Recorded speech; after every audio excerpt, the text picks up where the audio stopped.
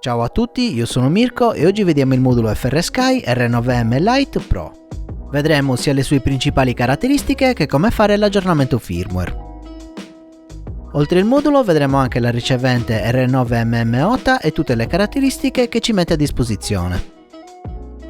Se volete acquistare il modulo o la ricevente vi lascio il link in descrizione.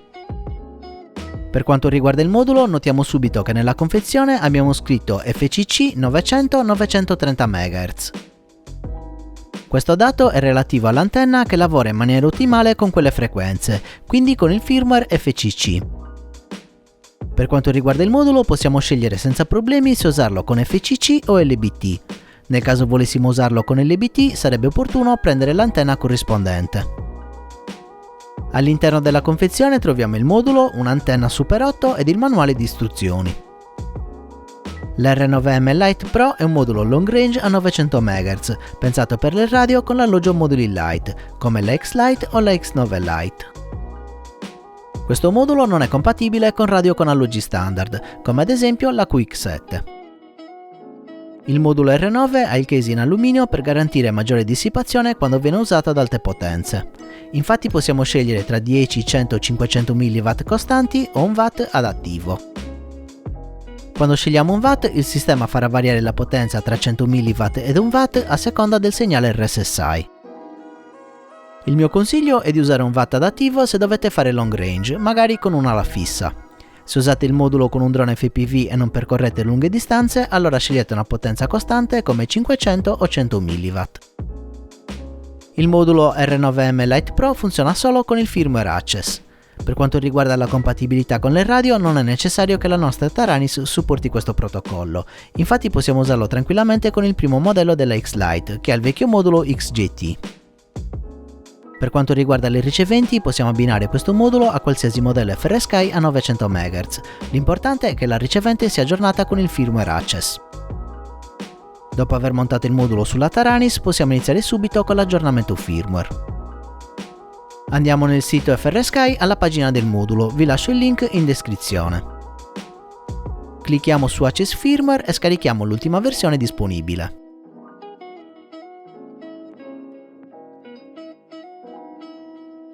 Una volta scaricato il file zip, estraiamo la cartella.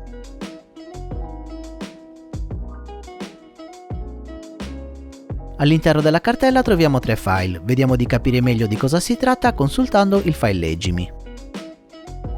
I firmware che terminano con FCC e LBT sono dei firmware con certificazione, che rispettano le leggi delle relative regioni. Ad esempio il firmware LBT è limitato ad un massimo di 500 mW. Il firmware Flex invece non ha nessuna certificazione e fondamentalmente l'unica cosa che fa è eliminare i limiti presenti nella versione LBT. Quindi se dovete usare il modulo in modalità FCC non ci sono differenze tra firmware Flex e firmware FCC. Una particolarità del firmware Flex è che è unico per la versione FCC e LBT e ci verrà chiesto cosa usare in fase di bind con la ricevente. Adesso copiamo i file nella cartella firmware della microSD della Taranis. Dopo aver inserito la microSD nella Taranis siamo pronti per aggiornare. Teniamo premuto a lungo il tasto menu e andiamo a pagina 2. Poi clicchiamo sulla cartella firmware. Clicchiamo sulla cartella che abbiamo copiato e scegliamo il firmware da installare. Visto che il mio modulo ha le antenne FCC, installo questa versione. Come sempre io vi suggerisco di usare il firmware rispettando le leggi del vostro paese. Tengo premuto a lungo il tasto Enter. Poi clicco su Flash External Module, partirà l'aggiornamento.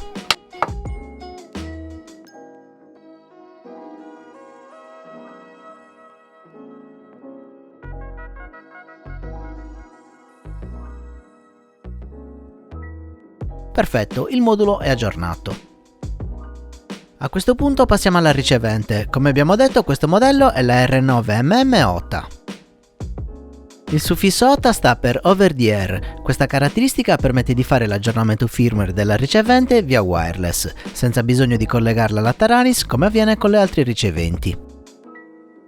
Prima di aggiornare il firmware diamo uno sguardo più da vicino alla ricevente. Una cosa che mi ha subito colpito è la lunghezza dell'antenna, che è di ben 12 cm. Con un'antenna così lunga non abbiamo problemi a posizionarla anche all'interno dei frame più grandi. La forma dell'antenna è a T, che garantisce un buon compromesso tra stabilità del segnale, portata e resistenza agli urti. Per quanto riguarda le dimensioni della ricevente, queste sono estremamente contenute, parliamo di 16 x 10 mm. Insieme alla ricevente abbiamo una serie di pin ed un connettore per i collegamenti. Io vi sconsiglio di utilizzarli perché andrete ad aggiungere inutilmente peso e ingombro alla build.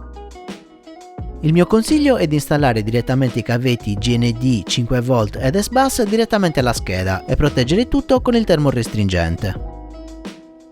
Per quanto riguarda i collegamenti, notiamo che sull'R9mm abbiamo il pad Inverted e Sport. Questo pad è specifico per i Flight Controller F4, così possiamo usare il cavo telemetria in quei modelli che non dispongono di una UART con inversione del TX. Su un Flight Controller F7 non c'è distinzione tra pad con o senza inversione, quindi questi due pad risultano identici e uno vale l'altro. In ogni caso, per un drone FPV, dato che abbiamo tutte le informazioni utili su SD, possiamo anche non collegare il cavo SmartPort. Una particolarità di questa ricevente è che fa passare in automatico il segnale RSSI nel canale 16, quindi non dobbiamo fare nessuna configurazione sulla Taranis in quanto l'RSSI è già configurato via firmware. Come vedete su Betaflight abbiamo l'AUX 12 che corrisponde al canale 16 con la barra a 2000 circa. Questa è la conferma che l'RSSI passa nel canale 16. In RSSI Channel diciamo a Betaflight che l'RSSI si trova nell'AUX 12. In configurazione è molto importante che l'RSSI analogico rimanga disattivato, in caso contrario ci sarà conflitto con quello della ricevente e non verrà visualizzato sull'OSD. Adesso è venuto il momento di fare l'aggiornamento firmware della ricevente e provare la funzionalità OTA. Andiamo nel sito FrSky e apriamo la pagina della ricevente, vi lascio il link in descrizione. Clicchiamo su Access Firmware e scarichiamo l'ultima versione disponibile.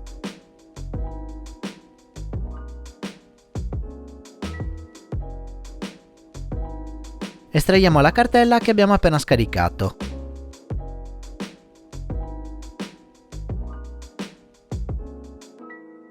All'interno abbiamo tre file, il discorso che abbiamo fatto prima per FCC, LBT e Flex è valido anche per la ricevente. Quindi non ci rimane che copiare i file all'interno della cartella firmware della microSD della Taranis. Adesso collego la ricevente ad un flight controller per poterlo alimentare e procedere con il bind. Come tutte le riceventi con protocollo Access, la prima cosa da fare è registrarla al modulo. Questa operazione va fatta solo la prima volta e non andrà più ripetuta. Andiamo a pagina 2 e attiviamo il modulo andando in External RF, scegliendo R9MLP Access. Il modulo interno possiamo lasciarlo spento. Clicchiamo su Reg, sentirete questo suono. Teniamo premuto il tasto bind della ricevente e l'alimentiamo. Rilasciamo il tasto bind e clicchiamo Enter. La ricevente è registrata. Togliamo l'alimentazione. Dopo aver registrato la ricevente possiamo fare l'aggiornamento firmware. Teniamo premuto a lungo il tasto menu e andiamo a pagina 2. Clicchiamo sulla cartella firmware e andiamo nella cartella dove ci sono i file della ricevente. Visto che nel modulo è installato il firmware FCC, devo scegliere FCC anche per la ricevente. Quindi clicco su Flash Receiver OTA. Ora alimento la ricevente. Come vedete il firmware attuale della ricevente è 1.1.1, clicchiamo Enter per aggiornare.